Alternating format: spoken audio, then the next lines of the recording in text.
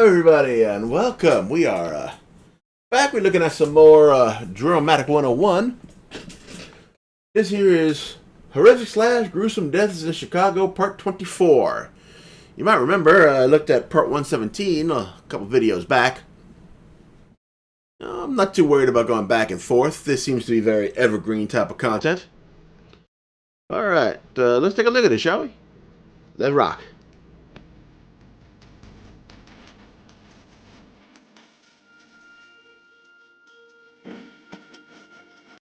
I'm probably gonna end up having to get that little bit of music taken out in the YouTube upload because the detection system is pretty good on that. At least as far as I've experienced.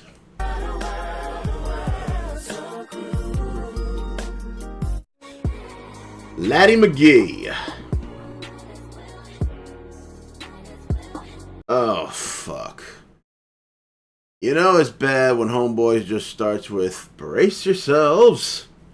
Nothing good comes out of that. Nothing good comes out of that. Laddie McGee suffered nothing but abuse and torture throughout his 4+ years until he died. His surviving brother also suffered the same abuse by the hands of their mother and her boyfriend. One of these. To muffle his cries, the couple would sometimes stuff a rag in his mouth. The boyfriend did not like his high-pitched voice, which he referred to as effeminate. So to toughen him up, he would starve him, then beat him if he complained. What the fuck? How does that toughen anybody up, right? It's a kid. You know what I'm saying? Of course he's gonna have a high-pitched fucking voice. Boys don't hit puberty until what? 11, 12? The fucker got the 4 and these people thought it was something. I don't understand people, man. Real shit. On the night of August 14, 1987, his mother's boyfriend beat him with fists and sticks, burned him with cigarettes and an iron, pricked him with sewing needles, and dunked him by the legs. Holy shit! In boiling water. What the fuck is wrong with people, man? Purchase your tracks now.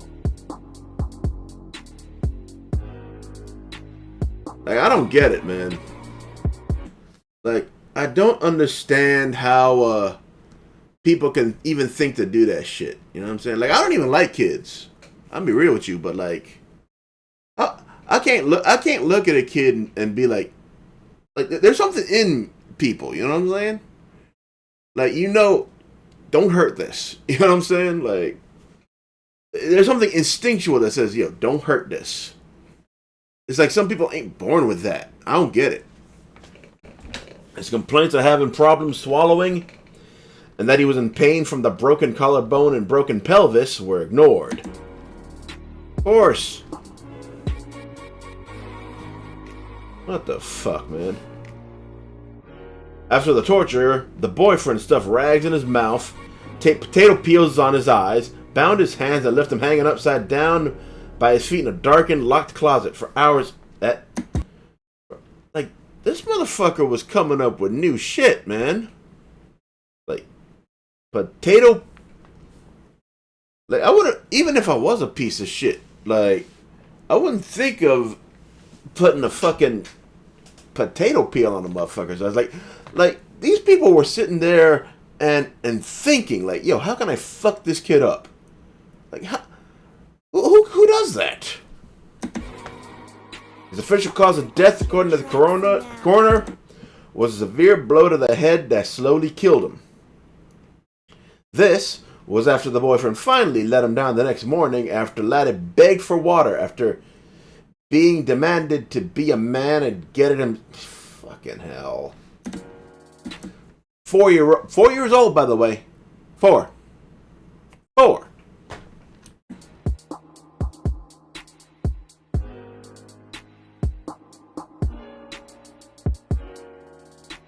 I don't get people, man.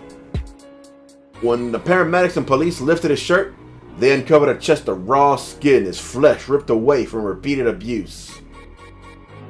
After his death from head injuries, authorities found scars and new wound from the top of his head to the bottom of the emaciated boy's feet. He weighed a mere 26. God damn. 26 pounds. Bro, like, I've seen free weights at the gym that's 20 pounds, right? Or even like the shit that you put on the bar. Like a 25-pound weight ain't that big. And mind you, 4 years old. Should have been what at this point? 60, 70 pounds? Laddie McGee's killers, Johnny Campbell and Alicia Abraham. Let's look at these stupid motherfuckers. Now let's look at these guys even look like demons. Like, especially the dude on the left. And they look like some shit that you'd shoot in the head when you're playing Doom.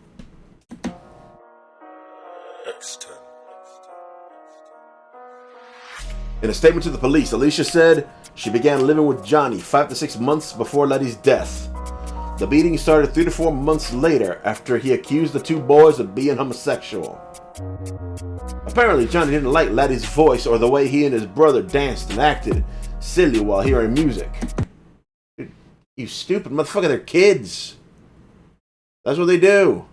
They dance and act silly. What the fuck is wrong with this piece of shit?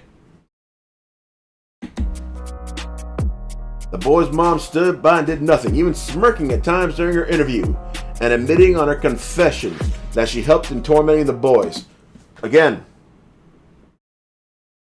people have an instinct in them not to harm children just in general, right? How you gonna be the boy's own mother and act like that shit ain't no big deal? How does that... I know I've said this before. How the fuck does that work? How do you as a human get this far and not have the most basic of human instincts?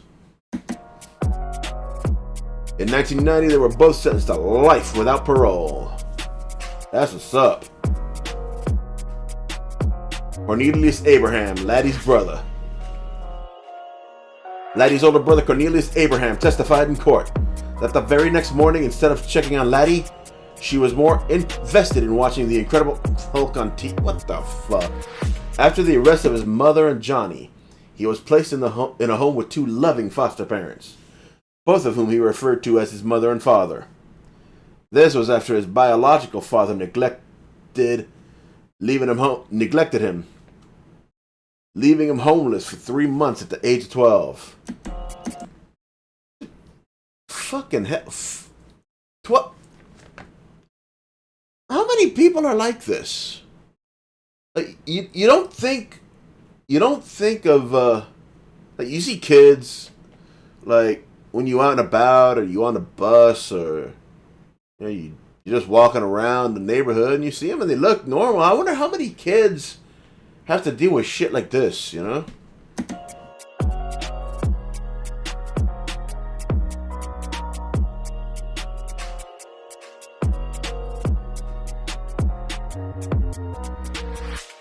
He managed to graduate high school, go to college, and earn his degree.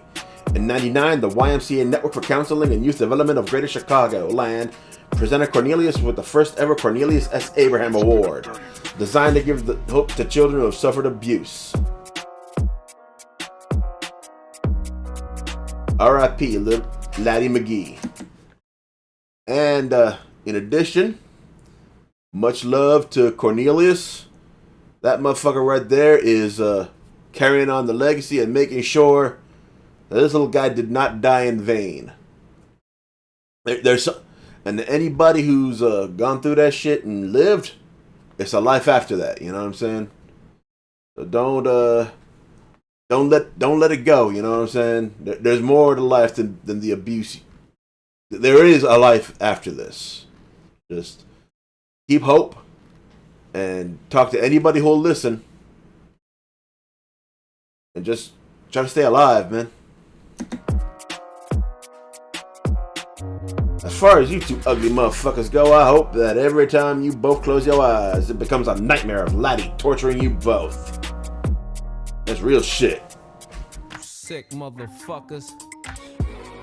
Jermaine Reynolds.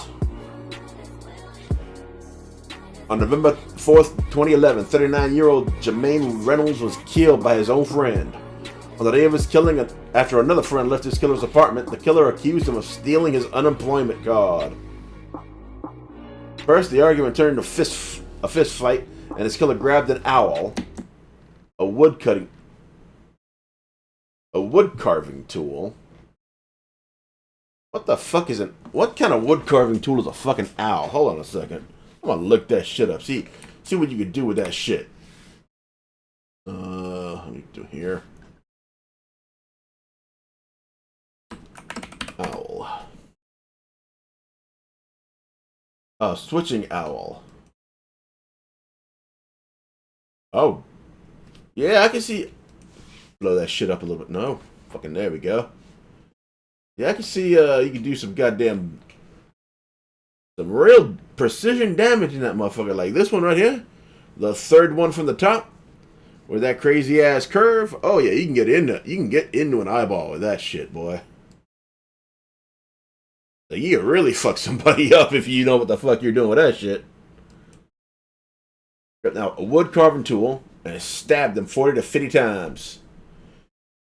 He also had his head sliced several times. Damn, this was more than an unemployment card. 40 to 50 stabs, that's rage right there, man. Like, you'd think he'd be done after, like, the first 10, you know what I'm saying?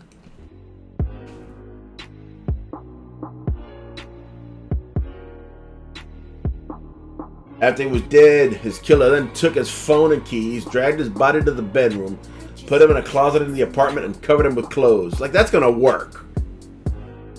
Painters working in his killer's building 3 days later smelled a foul odor coming from his apartment and notified the manager, who went into the apartment and found Jermaine's body in the closet. The Cook County Medical Examiner's Office determined Jermaine, of the 1800 block of south of Drake Avenue, had died of sharp force trauma from more than 30 stab wounds, including 3 wounds that penetrated his skull and struck his brain. And here's the killer, Bednago Harper. Bednago Harper was arrested after the police found the blood-stained owl and found Jermaine's keys on the kitchen counter of Bednago's apartment. After he was arrested, he gave a full confession, admitting he stabbed Jermaine after the two got into a dispute. In July of 2016, he was sentenced to 40 years in prison. Oh, fuck, another kid.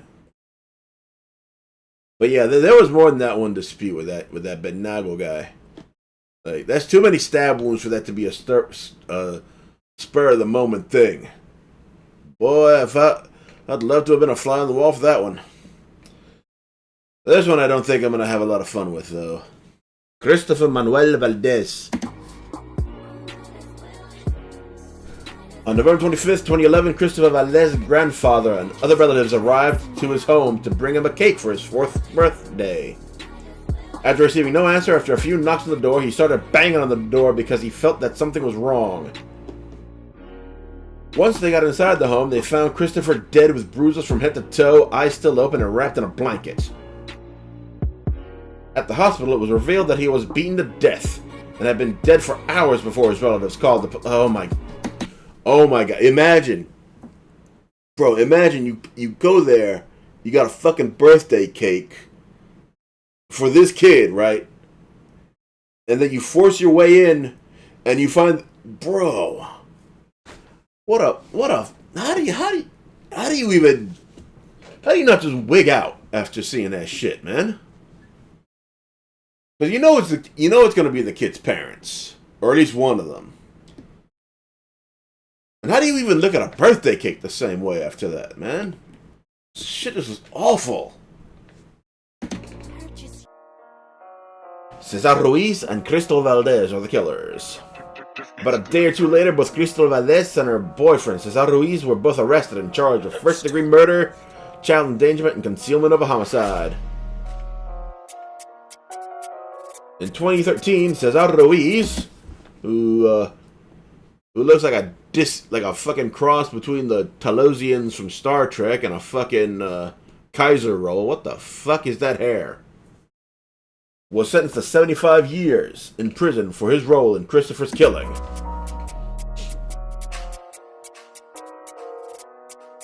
Crystal, who her own brother called a monster and said, "You don't deserve the title of mother," during the hearing, was sentenced to 35 years in prison in 2018. How the fuck does this bitch have so much less time than the other guy? I'm gonna be real with you, man. It's always the mother's boyfriend or fucking father's girlfriend. It's always that kind of shit, man.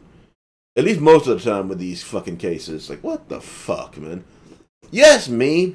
If you're that goddamn inconsiderate that you're not even thinking about the person who's going to be there with your damn kid and something happens, you should get the same amount of time as that motherfucker. It's real shit. That'll make people think twice before letting their kids in a fucking hands of some piece of shit. Crystal admitted that she had beaten Christopher more than once, giving him visible bruises, including a black eye that she tried to cover up with makeup. She'd even been charged and convicted of and they still let her take care of the fucking kid. Okay, so they were both pieces of shit. Now I'm really pissed off this bitch didn't get the same amount of time as the dude.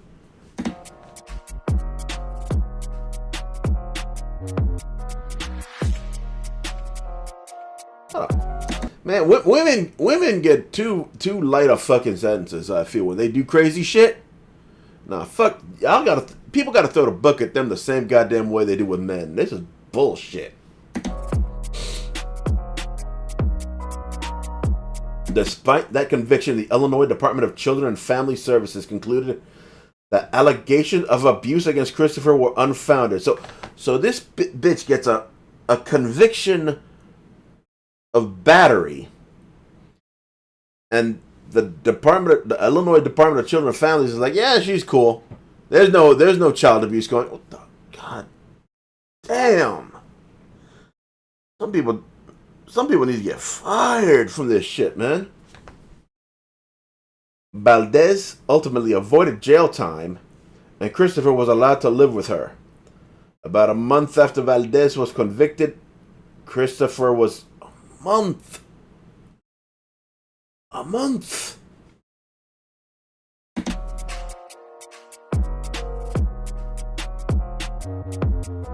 I guess if there's any silver lining, is that she's never gonna have another kid again. They put her in jail just long enough for her to be menopausal by the time she gets the fuck out, so we don't have to worry about her doing this shit anymore. Small blessing, I know.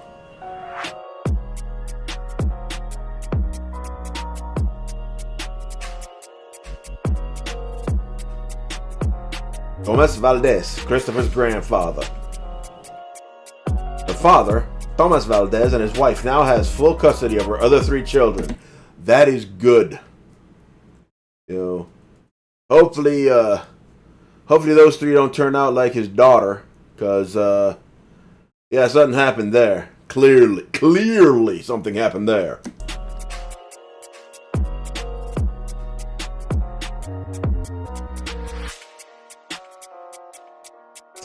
Not only did your mother and her boyfriend fail you, but the Illinois Department of Children and Family Services failed you as well by giving you back to your abusive mother and her abusive boyfriend. You in a better place. That's right. That's right. It ain't no abuse in heaven. You know, that boy is a lot happier now than he was on Earth. Kareem,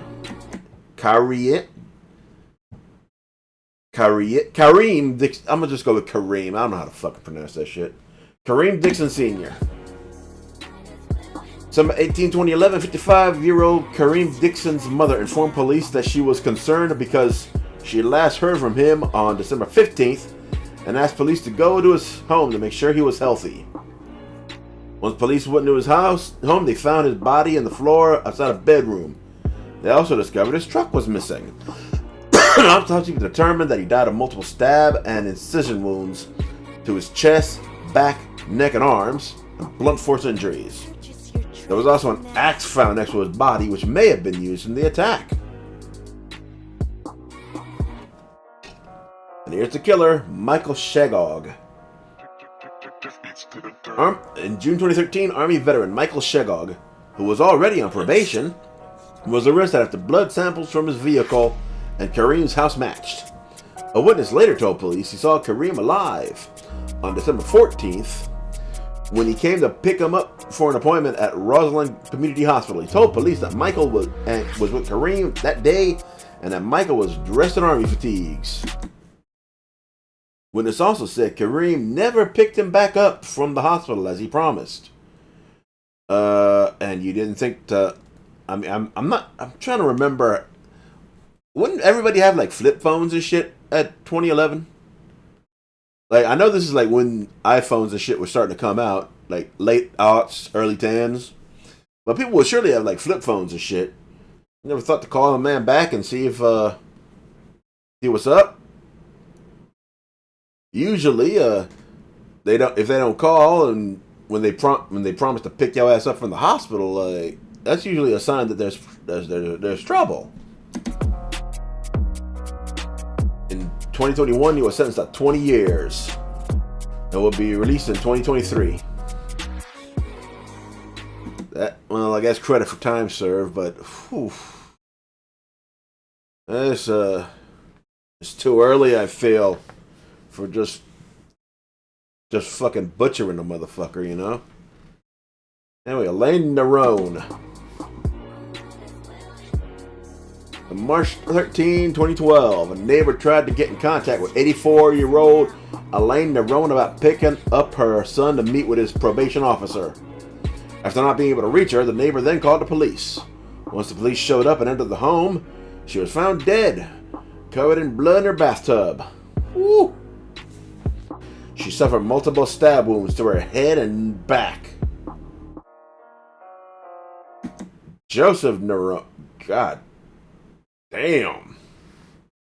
Homeboy looks like a fucking... Like, he looks like a goddamn serial killer. Like, you ever seen old pictures of serial killers? He always looks like this. Eyes are kind of weird, kind of wide. Fucking ears are sticking out a little bit. Got this weird expression on their face. Elaine's killer is none other than her own son, Joseph Nerone, who suffers from mental illness. Once apprehended, he told a psychiatrist he killed his mother because a voice told him, "If you kill your mother, I'll take away all evil." He also told authorities that Satan was in him and Satan had killed his mother. He was already on probation for beating up his neighbor while calling himself God. Sadly, I couldn't find any information on this. Fuck was his name again? Joseph Nerone. I'm gonna see if I can't find something about him myself. Alright, we'll go back here. Seth Nerone, Chicago. Alright.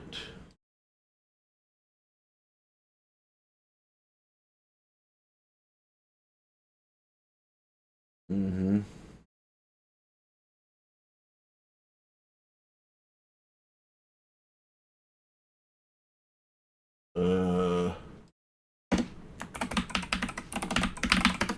Sentencing. Ah, fuck. Apparently there is no update. That's, kind of concerning. I hope they didn't let him back out, because he's clearly off his shit. Dorsey Liberty Jr. On April 19th, 2012, 39-year-old handyman Dorsey Liberty was walking with a friend when they were approached by two men out of nowhere. One of the two men struck Dorsey in the head, back, and leg with a metal curling bar, causing Dorsey's friend to run in fright. While Dorsey tried getting up to run away, the other man stabbed him 14 times. The two then fled to an apartment in the area.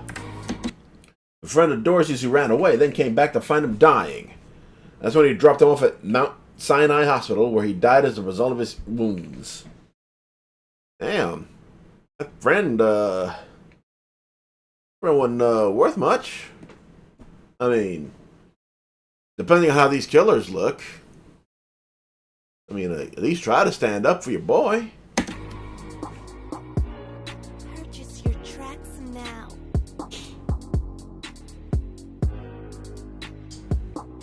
Even though the names of the suspects were public, there's no current update or at least pictures of them. I want to put the names out. Zana Zedek. Zeb. On April 4th, 2014, while being stressed about going through a divorce with his wife, a man by the name of Robert Zedek thought it was a good idea to stab his 3-year-old daughter once in the... God damn it. Later in the same day, Susanna's older brother, Emanuel Ziziska, came to the home and noticed bloody footsteps leading from a master bedroom. When he knocked on the door, he told Robert he cut his feet on the glass. Oh boy. After being unable to see inside the room, Emanuel tried to force the door open and shouted for Robert, but no response. Turned out the door had been secured with a 2x4 and power tools. Oh yeah. Oh, nothing good's happening there. After calling the police and forcing a way into the room, it was revealed that Robert had committed suicide by hanging himself. Oh, took the coward's way out. Okay. Even though Susanna survived her injuries, she died during surgery at Naperville Hospital.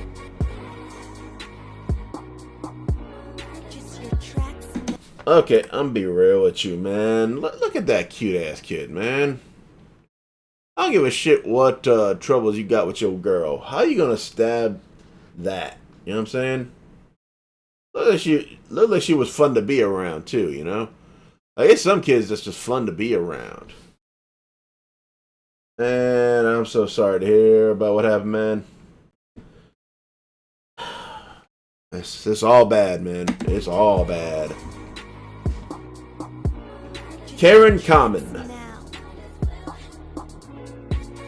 Although this happened in Deerfield, Illinois, I decided to add this story because I was angry while reading it, and I feel it should be brought to light. Plus, this beautiful lady didn't deserve what happened to her. On September 21, 2018, 53-year-old Karen Kamen, who was a school teacher, was held hostage in her home for hours before being killed by her husband, after their children left to go to school for the day. For several hours, she was raped at knife point, while handcuffed before being stabbed 15 times. God, Jesus. After the stabbing, he started drinking whiskey and taking Ambien before blacking out. Oh, fuck me, dude. Oh. Gary Kamen. I can already tell he's got a suicide vest on. You can see the little padding on his shoulders. That's a suicide vest. They're afraid he's going to kill himself. They want to make sure that he gets his justice here before he goes on. After coming to his senses, Gary Kamen called the police and admitted to killing his wife Karen after seeing her on the floor, covered in blood. Oh, it took you that long. He spent hours torturing this lady. Hours? What do you tell the kids? Oh, hi. Welcome back from school, Timmy. Yeah, don't worry about your mom. She's sleeping. She just spilled some cranberry juice. I'm gonna clean it later. Oh, fuck. Karen died due to her injuries the next day. Fucking hell, I'm surprised she survived as long. 15 goddamn stab wounds. Figured she'd have bled out before you woke back up. Gary was sentenced to 65 years on July 14, 2022. I hope the inmates do you dirty until you die, you sick piece of shit. Tabitha Tanner. 38 on July 7, 2022, 38-year-old Tabitha Tanner arrived at her boyfriend's apartment in hopes to have sex with him. Why the fuck is boyfriend in quote? That's the fuck I want to know. That's not good. That is not a good sign. You never want to see quotes on boyfriend. Moments later, he arrived at the apartment. Over 30 minutes later, his actual girlfriend, who was pregnant with his child, arrived and was pacing back and forth, waiting on him to let her. This motherfucker was cheating. Didn't tell her. Didn't tell the other girl that he already had a girl. I wonder how he's fucking solved this problem.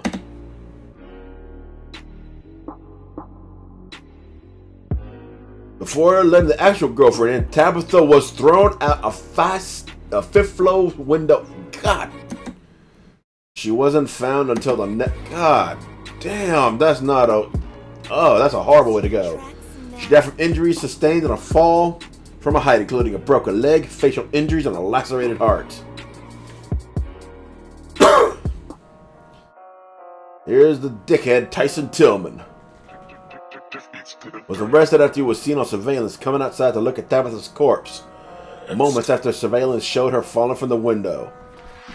And he didn't think to call the fucking ambulance.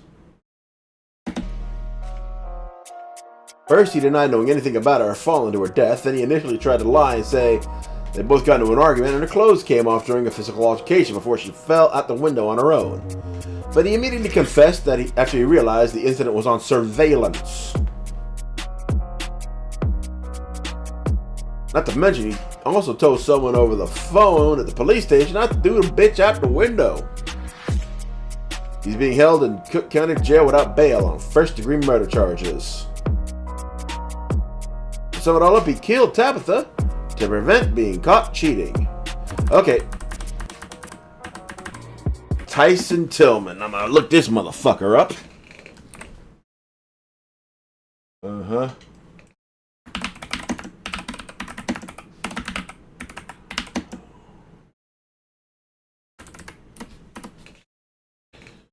Anyway. Tyson Tillman was sentenced to 5 years in prison for the involuntary manslaughter of Tabitha Tanner, who died. Oh, no. What the fuck? See that? Okay, maybe the AI's fucking with me.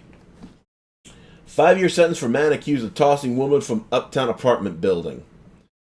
A man accused of throwing a naked woman to her death from his uptown apartment window received a 5-year sentence Tuesday, less than a month after a jury found him guilty of involuntary manslaughter. Prosecutors charged 42-year-old Tyson Tillman with murder in the July 2022 death of 31-year-old Tabitha Tanner. They allege he tossed Tanner from his 5th-floor window after his girlfriend arrived home. Surveillance showed Tillman arriving at his building in the 4500 block of North Magnolia around 10:09 p.m. on the night of the defenestration, with his girlfriend entering the building 38 minutes later, according to prosecutors. Neighboring doorbell cameras recorded her pacing the hallway for at least 10 minutes, officials said. At 10:59, an exterior camera captured Tanner's naked body falling into an alley behind the building. Moments later, Tillman left his apartment wearing a red shirt, and another exterior camera recorded someone in a red shirt checking on her body at 11:03 p.m. Prosecutor stated. What the fuck? 7 Man.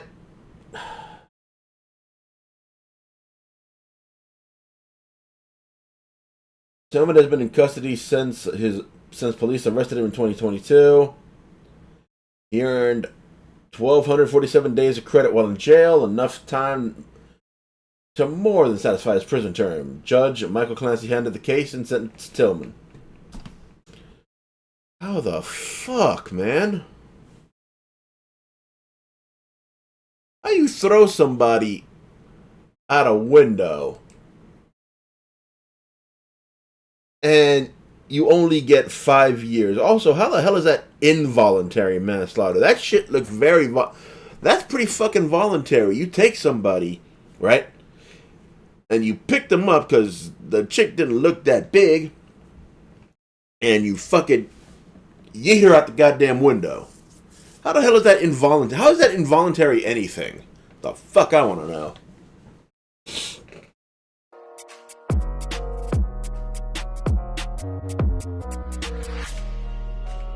RIP to everyone in this video except Robert Zedek. Yeah, that guy could fuck right off killing his daughter like that. Well, that was depressing. Yeah, that sucked. But you know, it's a banger from Drillmatic. Oh fuck! If there's anything you'd like me to react to, let me know in the comments. Go check out this man's YT. He's got some good shit on there. In the meantime, I'm gonna go take a shower. God bless you guys.